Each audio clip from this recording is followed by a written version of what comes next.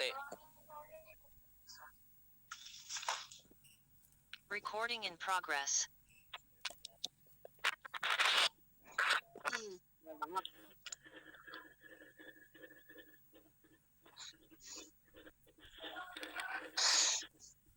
Ya Allah, ya Rabbi, ya Rahman, ya Rahim.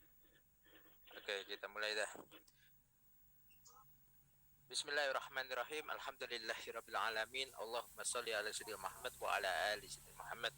Alhamdulillah, pada kesempatan ini kita kumpul lagi dalam live Zoom yang tiap minggu kita jalani rutinitas, dan insya Allah apa yang nanti disampaikan oleh beliau bermanfaat untuk kita semua. Untuk para peserta Zoom yang saya muliakan, yang saya hormati, mudah-mudahan selalu istiqomah dalam menyimak kajian-kajian yang bermanfaat ini yang tiap minggu, tiap hari Senin kita jalankan.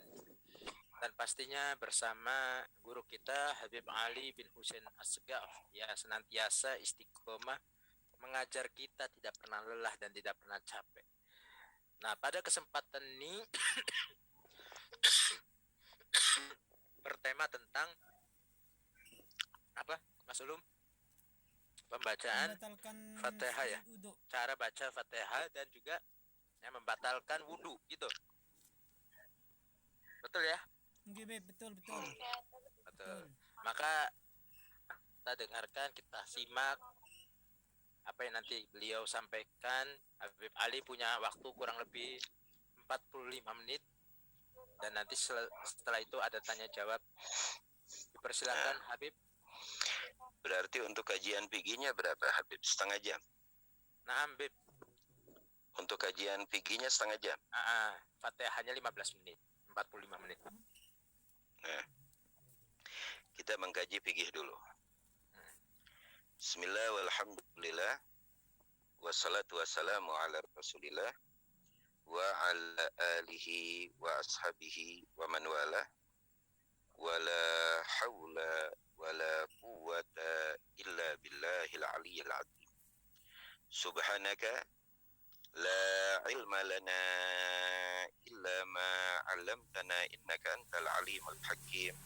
Rabbi shrah li sadri wa yassir li amri wa hlul 'uqdatam min lisani yafqahu qawli.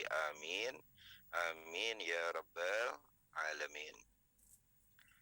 Buat para teman-teman, saudara, terutama guru kita lah Habib Syekh Abu Bakar bin Salim, dan pula teman-teman kita yang ada di Zoom, yang insya Allah penuh dengan barokah dan manfaat untuk diri kita dan pula manfaat untuk keluarga kita. Malam hari ini kita berkumpul kembali untuk mengkaji ilmu syariat yang dibawa oleh baginda Nabi Muhammad sallallahu alaihi wasallam. Karena ilmu suatu kebutuhan bagi setiap orang-orang yang beriman kepada Allah dan beriman kepada baginda Nabi Muhammad sallallahu alaihi wasallam. Sering saya sampaikan di live atau di Zoom yang lalu, yang kemarin, bahwa setiap amal yang apabila dilakukan tanpa ilmu, maka amal tersebut mardudatun la tuqbalu. Yang artinya mardu, tidak akan sampai, la tuqbal, tidak akan diterima oleh Allah Subhanahu wa taala. Maka ilmu adalah solusi dan syarat utama untuk terimanya amal-amal yang kita amalkan dari wajibat dan pula dari masnunat. Hal-hal yang diwajibkan oleh Allah Subhanahu wa taala atau sunnah yang disunahkan oleh baginda Nabi Muhammad, maka kunci diterimanya sempurnanya yaitu dengan ilmu. Alhamdulillah, kita bersyukur kepada Allah. Allah masih memanggil kita, memberikan semangat kepada kita di dalam menuntut ilmu, sampailah kita kepada judul atau yang akan kita simak dan pula yang akan saya terangkan, yaitu tentang nawaqidul wudu, hal-hal yang membatalkan wudu kita. Ini hal yang penting, karena wudu kunci terutama di dalam ibadah kita, wajibat kita yang paling utama, yaitu kita setiap hari melakukan sholat 5 waktu. Yang Allah wajibkan kepada kita, yang pertama subuh 2 rakaat, yang kedua zuhur 4 rakaat, yang ketiga asar 4 rakaat, yang kelima maghrib 3 rakaat, yang keempat isya yaitu 4 rakaat. 17 rakaat yang dikesimpulkan yaitu sholat maktubah 5 waktu. Ini kewajiban yang dituntut bagi setiap orang yang beriman untuk menyempurnakan wudunya. Karena wudu dikatakan oleh Nabi miftahus sholat. Kalau kuncinya sudah sempurna, maka amal yang akan Anda amalkan akan ngintil, ikut sempurna. Tapi kalau kuncinya tidak sempurna, walaupun kita sujud sampai kening kita bolong, walaupun kita berdiri sampai kaki kita bengkak, maka amal tersebut mardud, tidak akan diterima oleh Allah Subhanahu wa taala. Nah, kita sampai kepada hal yang penting yang wajib kita ketahui. Apa itu? Hal-hal yang membatalkan wudu kita. Di sini dikatakan faslun. Nawaqidul wudu'i arba'atu asyah. Hal-hal yang membatalkan wudu ada 4 perkara. Ini dengarkan baik-baik, fokus. Ada 4 perkara. Ini yang membatalkan wudu kita. Dengan 4 perkara tersebut, maka wudu kita batal tanpa kompromi. Apa yang pertama? Al-awwalu, yang pertama, al-khariju min ahadis sabilain. Segala sesuatu yang keluar dari 2 jalur kemaluan kita. Dari kemaluan depankah, dari kemaluan belakangkah, apapun yang keluar dari kedua kemaluan kita, entah itu depan, entah itu belakang, apapun. Entah itu bentuknya cairan, entah itu bentuknya kental, entah itu bentuknya darah, entah itu bentuknya benda-benda, ini masalahnya, benda-benda atau yang keluar batu-batuan, itu semuanya membatalkan wudu kita. Apapun yang keluar, dengan jenis apapun yang keluar, dari kemaluan depan maupun belakang, itu membatalkan wudu kita. Dari 2 jihad, min kubulin au dubur. Ya, dari kemaluan depan, entah itu dari kemaluan belakang. Dan pula ada sesuatu yang tidak ada bentuknya pula membatalkan wudu. Rihun au ghairuhu. Itu di dalam bentuk anginkah ya? Atau di dalam bentuk sesuatu yang ada bentuk dari depan dari belakang, maka itu membatalkan wudu kita. Kecuali satu yang tidak membatalkan wudu kita, yaitu aslul khilqah. Asli yang dimana kita tercipta. Apa itu? Yaitu al-maniyu, air atau cairan yang dinamakan sperma. Itu tidak membatalkan wudu kita, tapi mewajibkan kepada kita untuk mandi wajib. Pertama, sperma tidak membatalkan wudu. Itu yang pertama. Lalu yang kedua, cairan sperma tidak najis. Maka apabila ada yang bertanya, Bib, jikalau baju saya, sarung saya, celana saya kena cairan sperma, apakah jika saya pakai untuk melakukan sholat, itu sholat kita tidak sah? Sah sholat Anda. Cuma di dalam Islam diajarkan an-nadzafah, yaitu kebersihan. Jadi intinya, apapun yang keluar dari kemaluan depan maupun dari kemaluan belakang, itu membatalkan wudu kita kecuali satu, yaitu cairan yang keluar yang dinamakan sperma, tidak membatalkan wudu kita, tapi diwajibkan kita untuk mandi janabah dan terhitung masuk di dalam kategori hadasul akbar, yaitu hadas yang besar. Itu yang pertama. Apapun yang keluar, maka membatalkan wudu kita. Lalu yang kedua, yang membatalkan wudu kita, zawalul akli binaumin au ghairi. Illa nauma qa'idin mumakinin maq'adatahu minal ardi. Lalu hal yang kedua yang membatalkan wudu yang perlu dipahami, segala sesuatu yang bisa menghilangkan kesadaran kita. Segala sesuatu yang bisa menghilangkan kesadaran kita. Seperti apa? Seperti tidur. Batal wudu kita. Walaupun tidurnya semenit, 2 menit. Yang kedua, pingsan. Batal wudu kita. Yang ketiga, maaf, apabila gila, batal wudu kita. Apabila kita terbentur sehingga kita tidak sadar, batal wudu kita.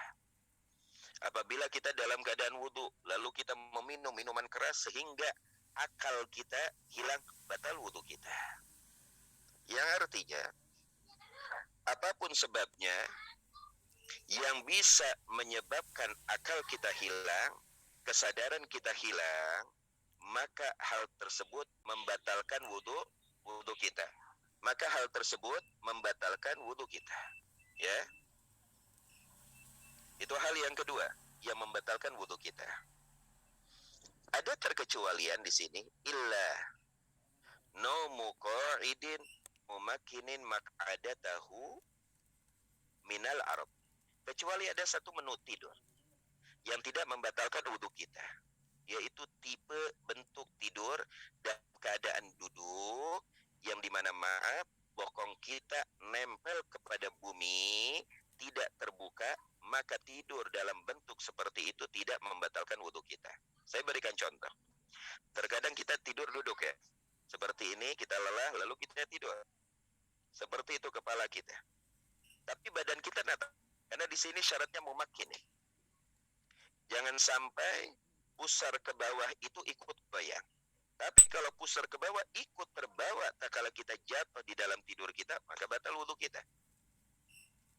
Tapi kalau yang bergerak itu hanya kepala saja seperti itu, pusar ke bawah tetap memakinnya itu tetap tidak berubah, maka tidak batal wudu kita.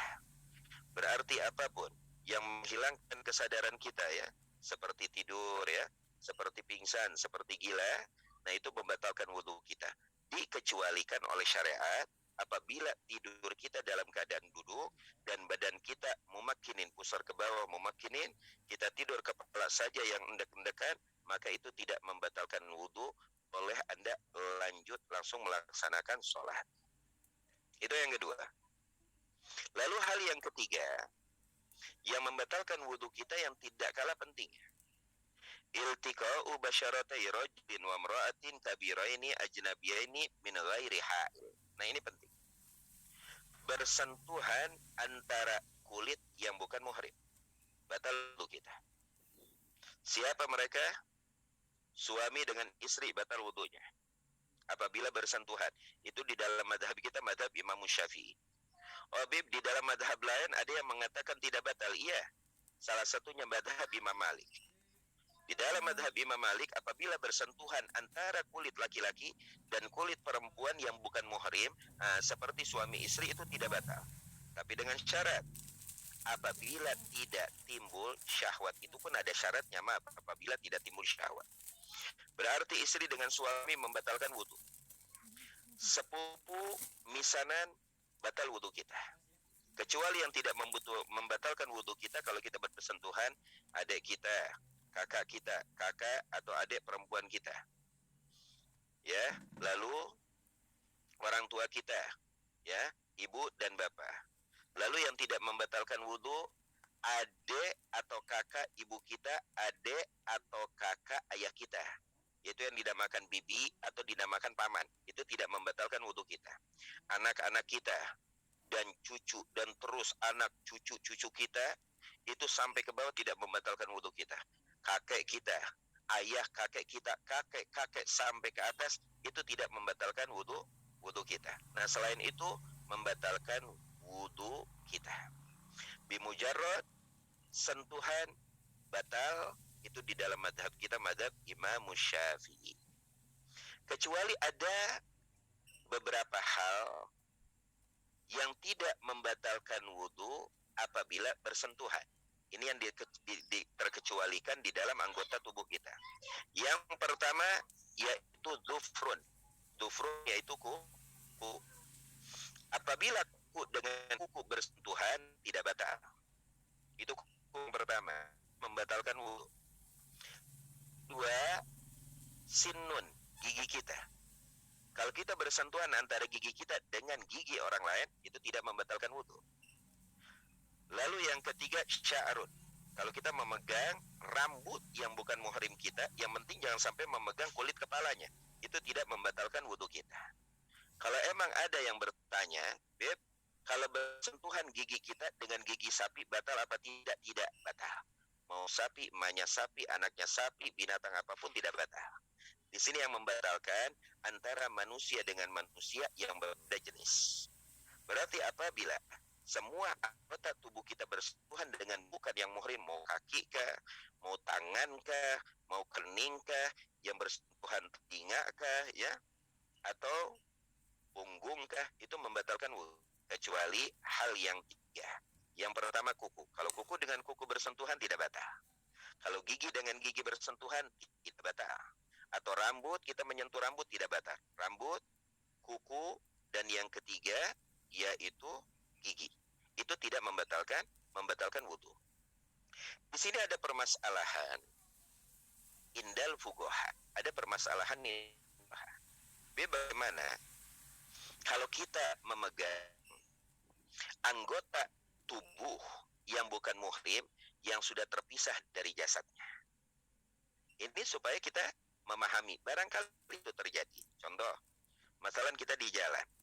Tahu-tahu kita menemukan potongan kaki seorang perempuan atau perempuan menemukan potongan kaki seorang laki-laki atau potongan tangan. Mungkin di pinggir jalan. Lalu Anda dalam keadaan wudu. Lalu Anda menyentuh kaki tersebut, batalkah apa tidak? Ini sudah terpisah. Apakah wudu kita batal atau wudu kita tidak batal? Maka ulama di sini menekankan kapan seseorang menyentuh anggota tubuh yang bukan muhrimnya yang sudah terpisah dari badannya dihukumkan batal dengan syarat satu. Kalau emang nama kaki tersebut masih bisa dilihat, oh ini kaki. Paham apa tidak?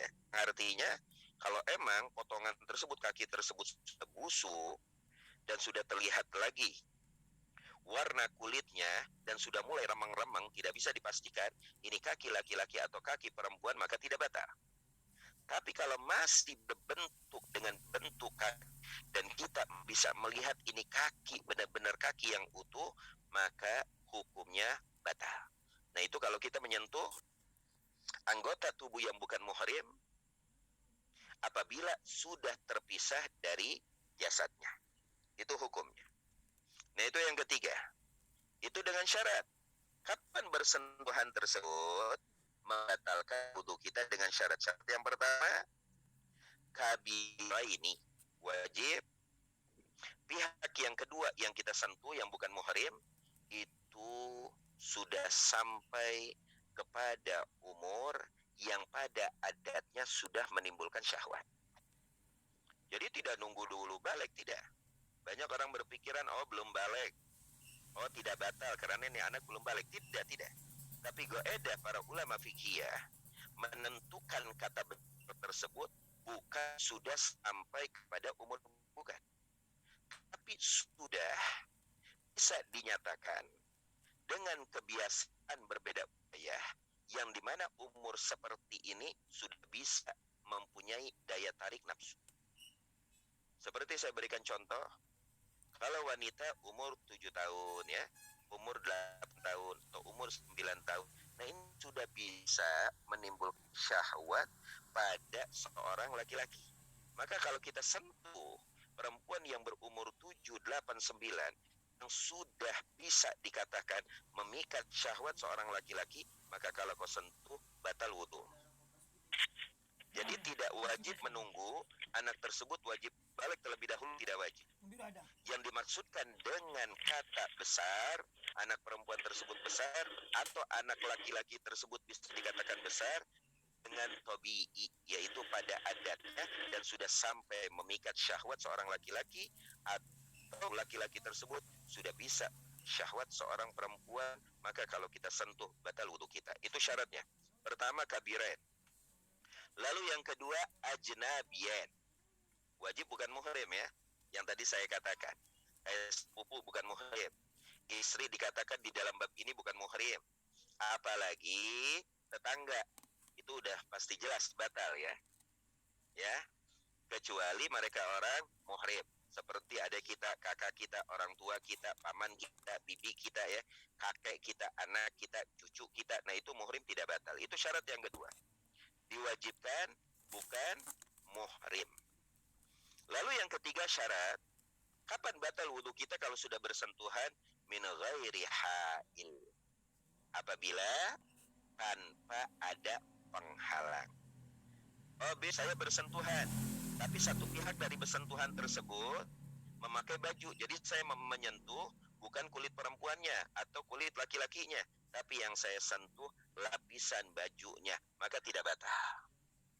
Karena syarat yang membatalkan tersebut tadi dikatakan iltiko, yaitu bersentuhan atau bertemu antara kulit laki-laki dengan perempuan atau kulit perempuan menempel dengan laki-laki. Lalu siapa yang batal? Yang disentuh batal dan pula yang menyentuh batal. Di sini dua-duanya batal. Oh, misalnya saya nggak nyentuh bib, tapi saya disentuh oleh seorang laki-laki. Apakah batal wudhu saya? Batal. Yang menyentuh batal, yang disentuh pun kalau punya wudhu hukumnya batal. Jadi bukan membatalkan ini satu pihak, hanya yang menyentuh sahaja, tapi dua pihak, yang disentuh dan yang menyentuh hukumnya batal. Jelas ya? Mudah-mudahan jelas. Jelas. Mana suaranya ini? Jelas. Jelas, Beb. Jelas semua, benar jelas? Jelas, Habib. Nah, kita kembali syarat yang keempat yang membatalkan wudhu. Ini yang terakhir nih, syarat yang keempat. Apa yang membatalkan wudhu? Masukubulil adami. Nah, ini penting. Memegang kemaluan manusia. Batal wudhu kita. Tanpa terkecuali. Kemaluan diri kita atau kemaluan orang lain, batal wudhu kita. Ya. Dengan apa yang bisa membatalkan wudhu? Dengan telapak tangan. Perut telapak tangan kita. Nih. Apa batas telapak tangan yang bisa membatalkan wudhu kita? Batas telapak tangan yang bisa membatalkan wudhu kita, ulama memberikan qaedah, tak kala telapak tangan kita gempit seperti ini. Tuh. Nah, yang tertutup antara dua tangan ini, inilah area apabila menyentuh kemaluan diri kita atau diri orang lain, maka batal. Berarti yang tidak tertutup itu area yang tidak batal. Nah, pinggiran jari-jari ini tidak termasuk. Tapi yang dimaksud perut tangan kita yang membatalkan wudhu itu tak kala kita tempel seperti ini. Nah, itu yang tertutup, itulah area yang membatalkan wudhu kita. Oh, Bib, saya menyentuhnya jangan dengan punggung telapak tangan, tidak batal. Bib, saya menyentuhnya dengan siku, masalah, tidak batal. Bib, saya menyentuhnya dengan kaki, masalah, contoh, tidak batal. Karena memegang kemaluan diri atau orang lain, kapan dikatakan batal? Dengan perut telapak tangan kita, dan batasnya tak kala kalian tempel antara telapak tangan kanan dan pula antara telapak tangan kiri ditempel, maka area yang tertutup itulah area apabila bersentuhan dengan kemaluan diri sendiri atau orang lain membatalkan wudhu kita. Jelas? Jelas apa tidak? Insya Allah jelas. Nah, itu yang membatalkan wudhu kita ya. Jelas ya. Tapi kalau bukan area dari perut telapak tangan kita, tidak batal wudhu kita. Wudhu kita tidak batal. Nah, di sini kita paham. Lalu area kemaluan tersebut ya, dobitnya apa? Dobit area kemaluan ya untuk laki-laki semuanya. Jelas apa tidak? Untuk laki-laki semuanya. Dan untuk perempuan itu dari depannya. Itu untuk perempuan. Itu dari depannya. Dan untuk kemaluan belakang, maaf, lubangnya itu dimulai dari lubangnya. Jadi dari sekitarnya itu tidak membatalkan. Jadi area lubang pas lubang itulah yang membatalkan. Tapi area sekitarnya itu tidak membatalkan. Ya, tidak membatalkan. Nah, yang menjadi pertanyaan, apabila laki-laki menyentuh kemaluan laki-laki, apakah batal? Nah, yang batal yang menyentuh. Tapi yang disentuh tidak batal. Habib, laki-laki menyentuh kemaluan laki-laki tidak batal? Iya. Karena laki-laki dengan laki-laki dianggap muhrim, satu jenis. Kecuali laki-laki menyentuh kemaluan perempuan, maka yang batal dua-duanya. Yang laki-laki batal karena menyentuh, yang perempuan karena disentuh karena mereka bukan muhrim. Jelas apa tidak? Ya, mudah-mudahan jelas ya. Tapi kalau perempuan menyentuh kemaluan perempuan, laki-laki menyentuh kemaluan laki-laki, yang batal yang menyentuh, yang disentuh tidak batal. Tapi kalau beda jenis, batalnya bukan karena sentuhannya, akan tetapi emang bukan muhrim. Apabila bersentuhan tadi, area yang bukan muhrim, tidak batal wudunya. Nah itu yang keempat. Dobitnya yaitu area kemaluan kita, ya, untuk laki-laki semuanya, dan untuk perempuan depannya, dan kalau belakang yaitu awal lubang dari kemaluan belakang. Nah apabila tersentuh dengan perut, telapak tangan kita, maka itulah yang membatalkan wudu. Tapi kalau dengan punggung kita, kalau dengan kaki kita, kalau dengan siku kita, tangan kita, itu tidak membatalkan wudu kita. Nah itu ada 4 hal-hal yang penting di dalam membatalkan wudu kita. Nah di sini ada tambahan sedikit, perbedaan antara junun yaitu gila, dan antara ighma yaitu pingsan, dan antara sora. Sora itu apa ya? Bisa dikatakan penyakit apa itu? Sora itu apa? Yang bikin orang bergigil-gigil seperti itu ya. Dan syukur yaitu mabuk. Apa perbedaan an-naumu? Apa itu an-naumu? An-naum istirha'u a'sobid dimag, yaitu mengistirahatkan atau melenturkan a'sob, urat-urat yang ada di otak kita. Itu fungsinya kita tidur. Min ajli rutubatin mayyas'ad minal abkhirah al-mutasa'idah minal ma'adah. Nah itu untuk mencairkan lagi cairan-cairan atau uap yang naik dari lambung kita ke kepala kita. Sirkulasi apa itu namanya ya, kurang lebihnya seperti itu. Lalu apa itu junun? Yang dinamakan gila itu maradun yuzilu syur. Suatu penyakit junun itu, gila itu suatu penyakit yang menghilangkan rasa.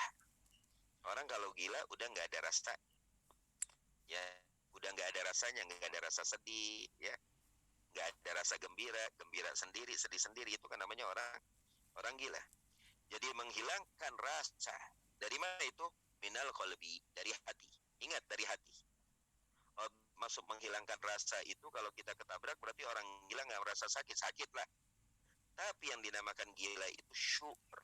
Rasa di dalam hati sudah dicabut, hilang dalam hatinya. Nah itu yang dinamakan gila. Tapi ingat, ma'abaga'il quwwah wal harakah. Tapi masih ada tersisa dari orang gila tersebut, yaitu kekuatan dan pula penggerakan anggota badannya. Orang gila masih bisa berjalan, masih bisa naik pohon ya. Lalu as-syukur. Apa itu syukur? Nah, syukur ini mabuk. Dikatakan syukur ini di dalam kitab ini khobalun fil agl. Khobal, error. Kalau bahasa sekarang nih error. Kalau orang udah mabuk, error. Otaknya nggak bakal lempeng. Ngelihat jalan ke kanan, dia pasti ngelihatnya ke kiri ya. Tahu-tahu dia jalannya lurus, tahu-tahu lurus ada danau nyemplung ya. Kalau ketulung, alhamdulillah, nggak ketulung mati. Nah itu khobalun fil agl. Itu yang namanya mabuk. Suatu error. Apa, terganggu ya. Kan kalau mabuk itu kan tidak seterusnya, terganggu. Kalau dia mabuk dengan minuman atau pil itu terganggu. Ma'a torobin wakhtilalin nutuk. Tandanya apa? Torob. Torob itu bisa dikatakan menggigil atau puyeng kepala, dan wakhtilalin nutuk. Kalau berbicara udah nggak beres. A menjadi O, B menjadi C, kan begitu. Tanda-tanda orang lagi mabuk. Nah, inilah hal-hal yang membatalkan wudu kita. Ada 4 macam ya. Yang pertama, yang keluar dari kemaluan depan belakang dalam bentuk apapun, itu batal wudu kita, kecuali 1, sperma. Ini kesimpulannya. Sperma hukumnya tidak najis cairan tersebut, dan pula tidak membatalkan wudu, akan tetapi diwajibkan untuk mandi. Jelas? Lalu yang kedua, zawalul akal. Tak kala akal kita terbang, akal kita hilang. Dengan tidurkah, gilakah, pingsankah, maka wudu kita batal. Lalu yang ketiga, bersentuhan kulit dengan kulit yang bukan muhrimnya. Kecuali ada 3 area dari tubuh kita yang tidak membatalkan. Apabila kuku bersentuhan dengan kuku, gigi bersentuhan dengan gigi, rambut bersentuhan dengan rambut, atau kita menyentuh rambut yang bukan muhrim, atau kita menyentuh kuku yang bukan muhrim, atau kita menyentuh gigi yang bukan muhrim, maka wudhu kita tidak batal. Lalu yang keempat, yaitu memegang kemaluan diri kita sendiri atau kemaluan orang lain dengan perut telapak tangan kita yang tadi saya dobitkan. Mana area yang membatalkan? Takala Anda lipat atau Anda gempit telapak tangan Anda, maka yang tertutup itulah area yang membatalkan wudhu kita. Tapi dengan syarat, orang yang kita tentu yang bukan muhrim tersebut sudah mempunyai 3 tanda. Yang pertama, sudah bisa dikatakan sudah besar, yang bisa mengundang syahwat. Lalu yang kedua, syarat yang kedua yaitu dengan telapak tangan. Berarti kalau kita sentuh dengan punggung telapak tangan kita, perut telapak tangan ya. Kalau kita sentuh dengan punggung telapak tangan kita atau kaki kita, tidak membatalkan wudhu. Lalu syarat yang ketiga, tanpa ada penghalang. Kalau kita menyentuhnya bajunya, tidak ketemu kulitnya, maka tidak batal wudhu kita. Wallahu a'lam bishawab. Itu kira-kira jelas? Jelas. Mungkin ini singkat karena ada 2